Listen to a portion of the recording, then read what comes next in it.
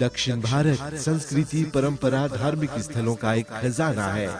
जिज्ञासा तृप्त करने के लिए कीजिए मामल्लापुरम, तिरुपति, त्रिची, पलानी, मदुरई, रामेश्वरम, कन्याकुमारी, केरला, कोची की यात्रा।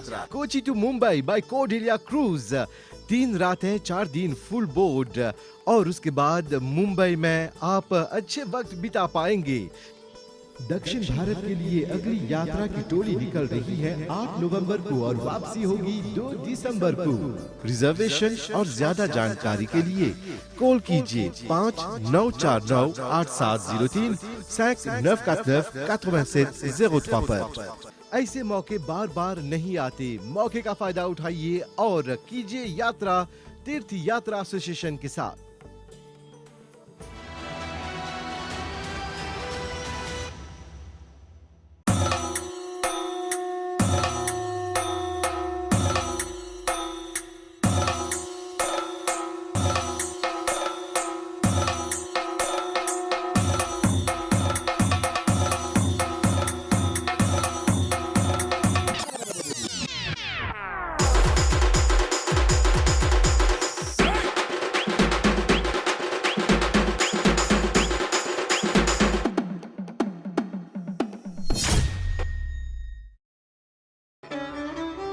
नमस्ते। दक्षिण भारत के यात्रा प्रोग्राम में आप सब लोग के शानदार स्वागत करत है जा। रामेश्वरम, रामपदम, राम सेतु के बाद आज रात आप लोग के लिए जात है जा भारत के तमिलनाडु राज्य के कन्याकुमारी जिला में। ई भारत के मुख्य भूमि के दक्षिणतम नगर है जैसे दक्षिण में हिंद महासागर, पूर्व में बंगाल के खाड़ी और पश्चिम में अरब सागर बाते। एकर साथ सटल होला तट 3,11.5 किलोमीटर तक विस्तारित बाते। रामेश्वरम से निकलने के बाद पड़ल काफी लंबा सफर तय करे के। प्रभु के भजन गाइते दक्षिण भारत के सुंदर दृश्य के निहरते कन्याकुमारी नगरी पहुंच ली जा। पहुंचते पहुंचते रात होगा रहल। हौजे परी रात होटल में बिताई ली जा। फजीरे नहा धोआ के सुबह के ब्रीफिंग के भाग लेला के बाद दिन की शुरुआत करे खातिर प्रभु के नाम ले ली जा।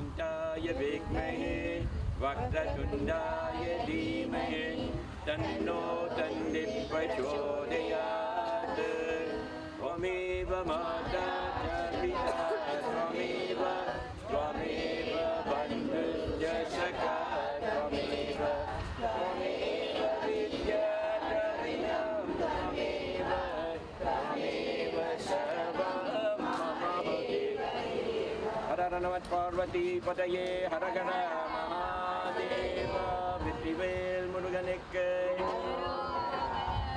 भगवान की प्रार्थना करला के बाद उनकर गुण गैला के बाद बस में सवार हो ली जा और त्रिवेणी संगम खातिर रवाना हो ली जा।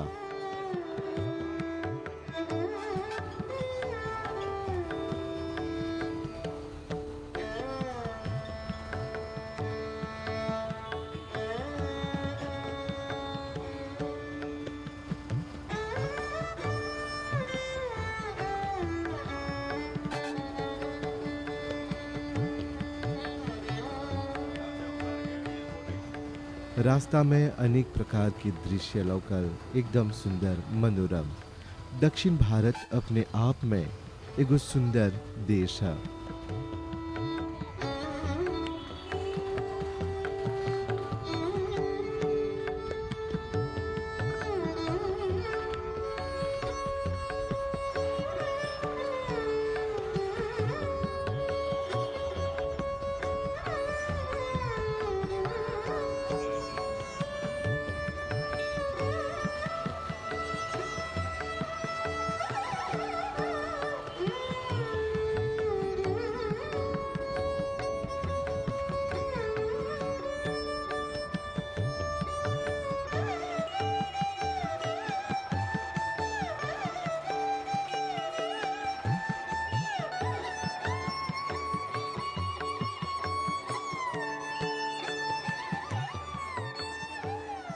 त्रिवेणी संगम पहुंचला के बाद टिकट उलेला के बाद लंबा कतार में अपन बारी के प्रतीक्षा कर लीजा।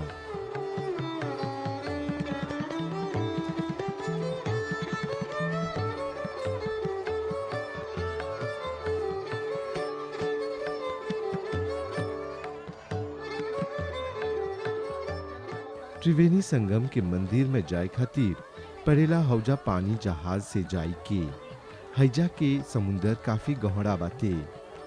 एक बार इस सब पानी जहाज में 60 से 70 लोग सकेला सवार करे।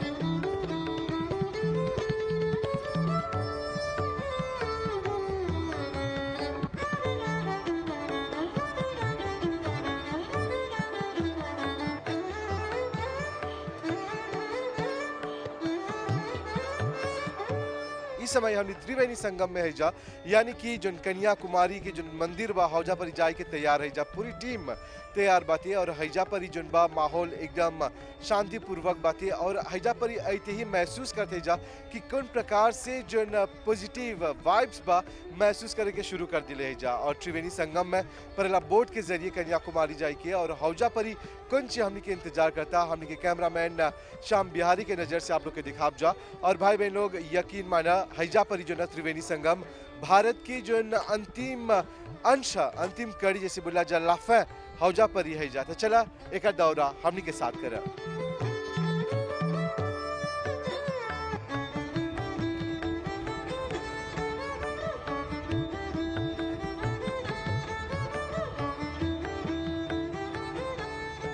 इस सब जहाज में सुरक्षा के हर एगो कदम उठावल जाला।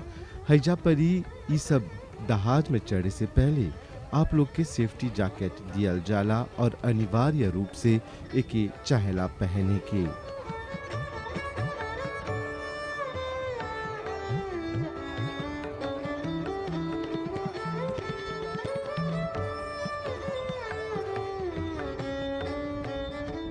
कन्याकुमारी हिंद महासागर में है, जहां भिन्न सागर अपन विभिन्न रंग से मनोरम छटा बिखरावेला।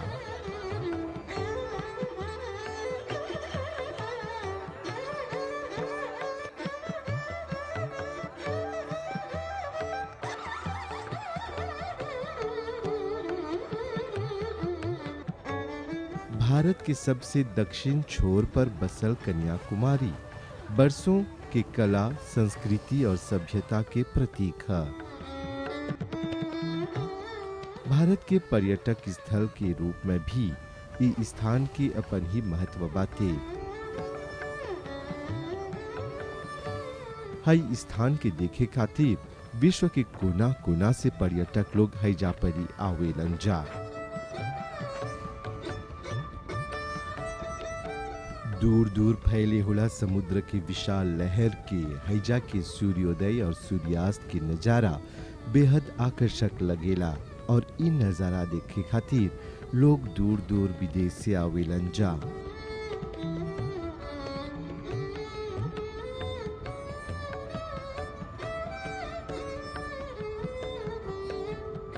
हैजा के बालू जोन बाती हमेशा चमकीला, मन की बहुत ही सब बालू लुभावेला, काहे कि अगर चमकीला रूप मन के लुभा लेवेला।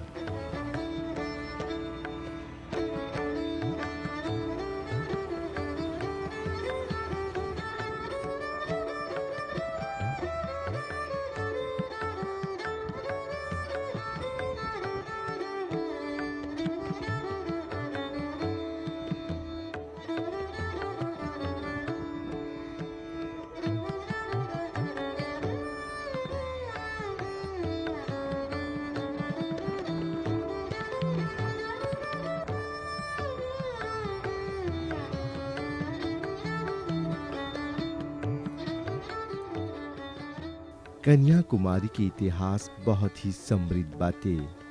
कन्याकुमारी दक्षिण भारत के महान शासक लोग चोल, चरे, पांड्य के अधीन रहल।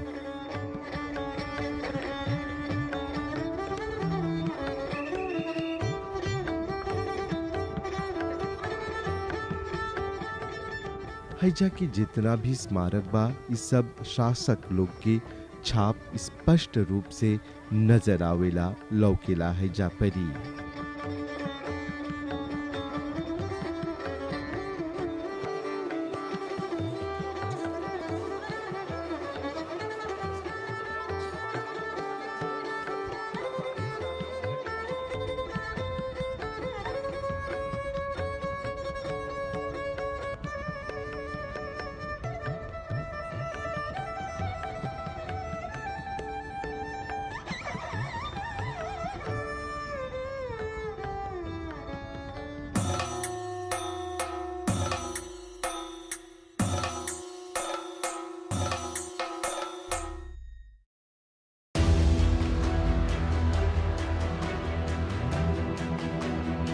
मानव जीवन बार बार नहीं मिलता। यमुनोत्री, गंगोत्री, केदारनाथ, बद्रीनाथ, काशी, बनारस जैसे धार्मिक स्थलों की यात्रा कर सफल कीजिए अपना मानव जीवन।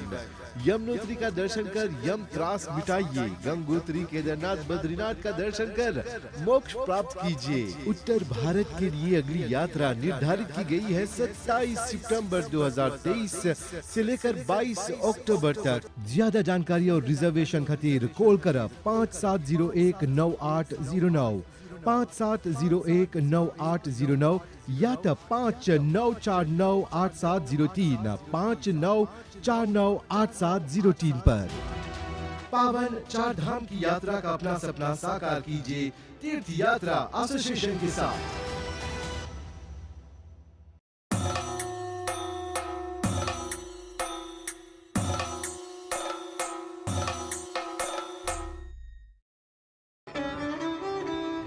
एकर नाम के पीछे एगो पौराणिक कथा बाटे, यानी कि कन्याकुमारी नगर के पीछे एगो बहुत बड़ा ऐतिहासिक कथा बा।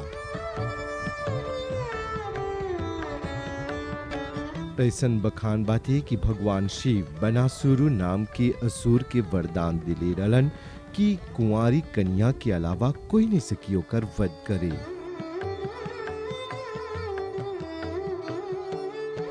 प्राचीन काल में भारत पर शासन करे होला राजा भरत के 8 गो बेटी और एगो बेटा रहल।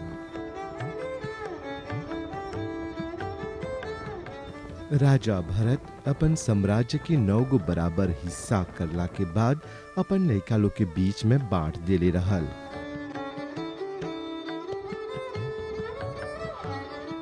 और जो दक्षिण के भाग रहल वो अपन बेटी कुमारी के दे देले रहलन।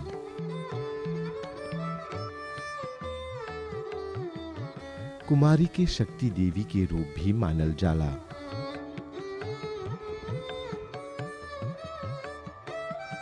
कुमारी दक्षिण भारत के कुशलता पूर्वक शासक रहलन, यानी कि वोजा परी शासन करत रहलन। उनकर इच्छा रहल भगवान शिव से विवाह करे के।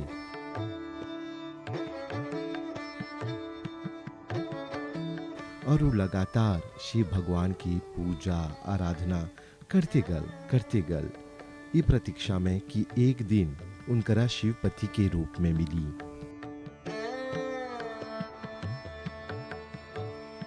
भगवान शिव राजी भी हो गल रहलन, पर नारद मुनि चाहत रहलन कि बनासुरन के वध देवी कुमारी द्वारा होई। यही कारण शिव जी और कुमारी जी के लगन ना भैल। यही बीच बनासुरन देवी कुमारी की सुंदरता के बारे में पता लगैलन।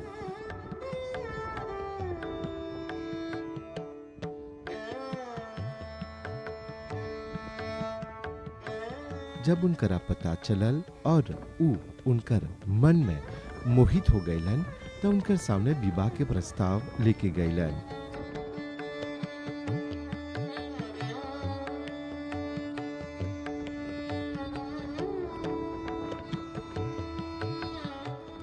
देवी कुमारी ओकर सामने शर्त रखलन, ठीक बा हमर से शादी करे खोजत हुआ ता हमरा चाही युद्ध में हराई के।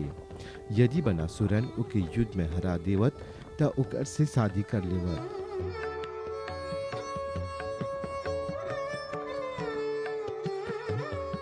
युद्ध में कुमारी जी द्वारा बनासुरन के वध हो गल, तभी से उनकरे नाम पर उ नगर के नाम कन्याकुमारी पड़ल। ऐसन भी मानल जाला कि शिव और कुमारी के विवाह खातिर जोन सामान तैयार करल गल रहल वो रंग बिरंगे बालू में बदल गल।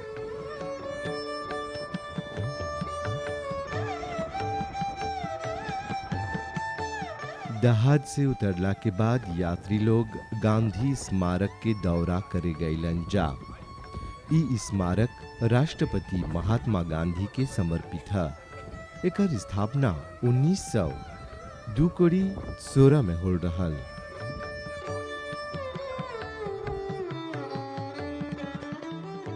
उन्नीस 8 में हैजे पड़ी गांधी जी के अस्थि विसर्जित करल गल रहल।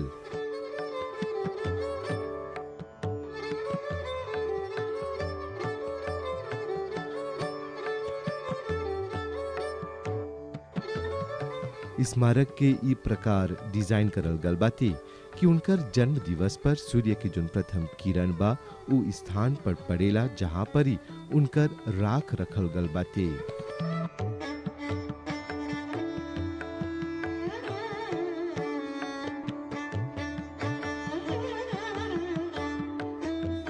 गांधी स्मारक के साथ साथ हैजा पर तोहरा बहुत और सुंदर नजारा लौकेला। तिरुक्कुरल के रचना करे होला अमर तमिल कवि तिरुवल्लुवर के प्रतिमा पर्यटक लोग के बहुत लुभावेला। एक कोड़ी 18 फीट ऊंचा आधार पर बनावल ई प्रतिमा जोन बाते 4 कोड़ी 15 फीट के बा। एकर कुल ऊंचाई जोन बा 101 कोड़ी 13 फीट के बा और एकर वजन जोन बा 2000 टन के है।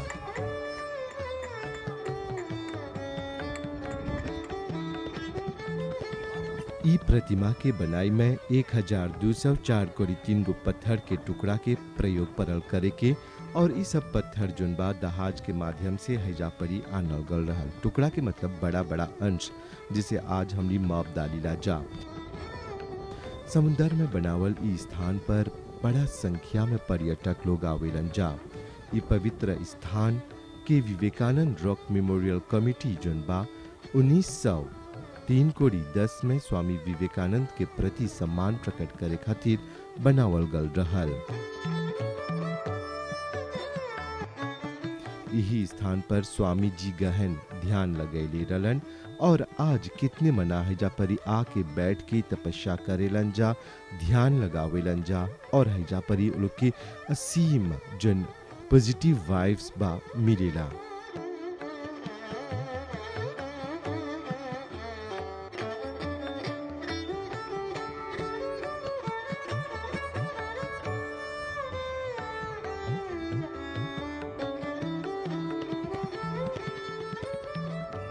प्राचीन मान्यता के अनुसार इस स्थान पर कन्याकुमारी भी तपस्या करे आ रहलन। हैजा पड़ी ही कन्याकुमारी देवी के पैर के निशान में मुद्रित बाते और ढेर कोई कन्याकुमारी के पद के निशान के दर्शन करे जालन जा, गोर लागे जालन जा। ई स्मारक जोन बा विश्व प्रसिद्ध है। ये मेरी सौभाग्य है कि मैं अपने परिवार के साथ कन्याकुमारी में आई। मैं और मेरे परिवार हम सब we are feeling blessed to be here, and we have known many things about Swami Vivekananda ji, that he came here many years back and he meditated here, and he became famous with this meditation, and many people has taken many good advantages of this meditation on his good preaching.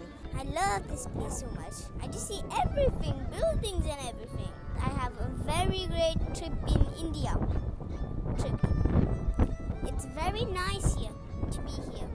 Very nice. तीर्थ यात्रा में अली जा तो बहुत जगह गई जा, सगरे बहुत अच्छा लगा, सब कोई बहुत खुशी हुई। जितना हमने के रलन जा, हमने के सोसाइटी में जितना कोई आल हो जा, सबकी बहुत खुशी रन जा जे इतना हर जगह की सकी आने कि ऐसा कबू नहीं मिली ऐसा मौका की आए की। बहुत बहुत अच्छा लगल, दे गनगना गल। बहुत अच्छा लग रहा है। The cultural heritage is really nice and they have preserved the monuments which is which makes it interesting and for devotees like us when we visit these places makes us happy.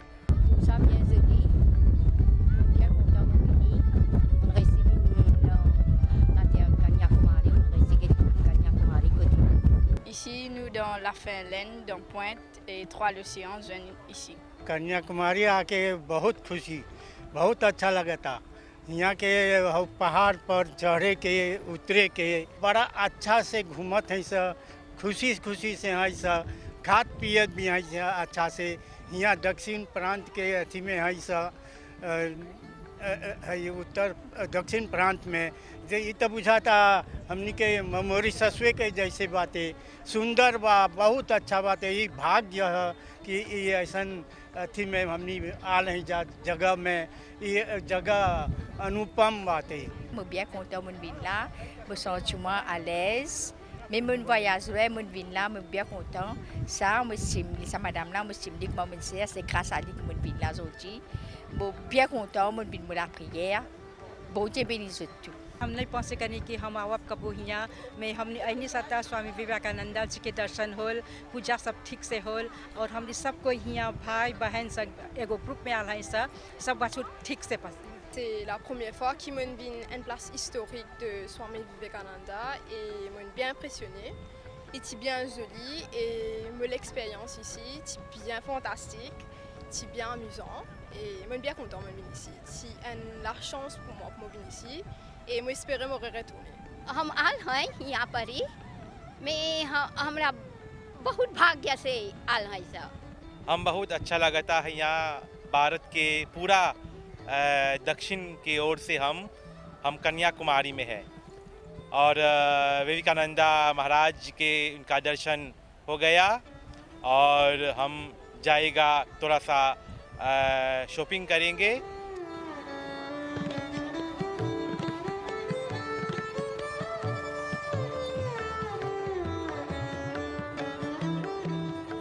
ई सब ऐतिहासिक पवित्र स्थान के दौरा करला के बाद कन्याकुमारी के बाजार के दौरा करे के मौका मिलल।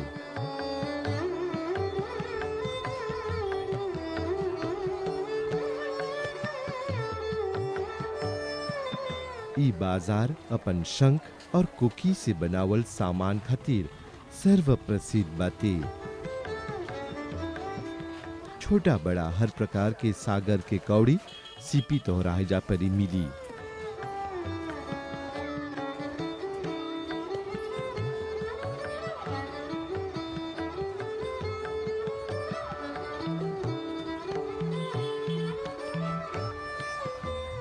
साथ ही साथ ई बाजार अपन मसाला खातिर विश्व विख्यात बा। हैजे परी सबसे बढ़िया इलायची इत्यादि मिलेला। हैजा के रसदार जनना, नारियल पानी और गन्ना के रस जन्म जन्म की प्यास बुझा देवेला।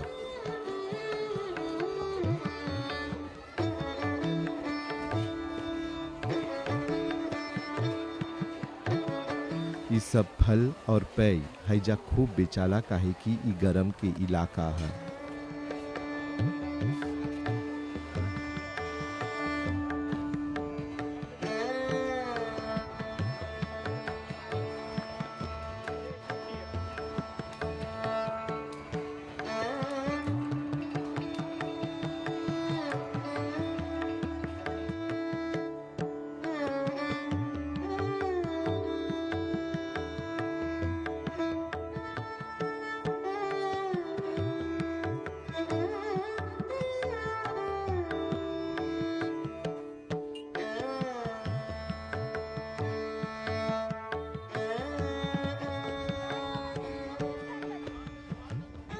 भाई बहन लोग, ई रहल आज रात की यात्रा कार्यक्रम। आवत सप्ताह केरला की ओर रुक करे से पहले माँ कन्याकुमारी के मंदिर के दर्शन इत्यादि करब जा, फिर आप लोग के अन्य नगरी ले जाब जा। साथ निभैला बहुत बहुत धन्यवाद। पूरी टीम की तरफ से शुभ रात्रि, नमस्ते।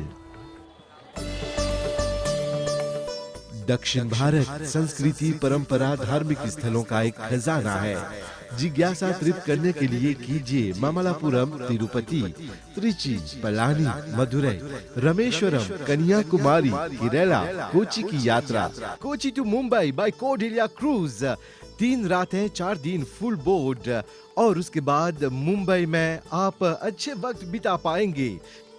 दक्षिण भारत के लिए अगली यात्रा की टोली निकल रही है 8 नवंबर को और वापसी होगी 2 दिसंबर को। रिजर्वेशन और ज्यादा जानकारी के लिए कॉल कीजिए 59498703 59498703 पर।